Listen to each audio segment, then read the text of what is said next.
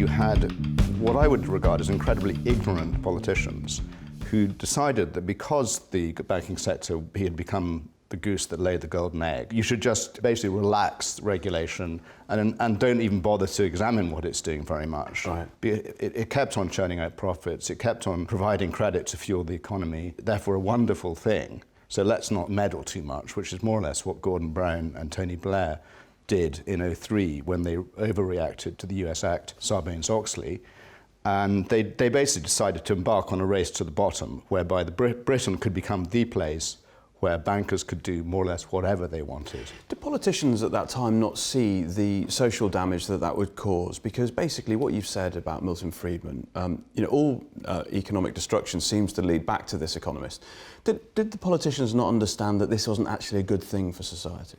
Well, as far as the government of Gordon Brown and Tony Blair was concerned, RBS could do nothing wrong. It was creating a lot of profit, it had done a good takeover of NatWest, and it was providing credit into the economy, both for individuals and companies. And it didn't seem to be doing anything wrong at that point.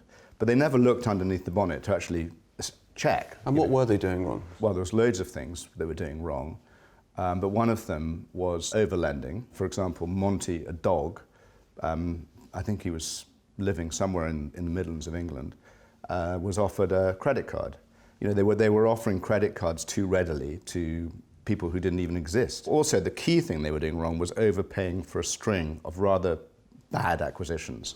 So after NatWest, which was the biggest banking takeover in history at the time in 2000, the board of RBS, particularly Fred Goodwin, believed they could walk on water, and they did 28 other acquisitions between 2000 and 2007.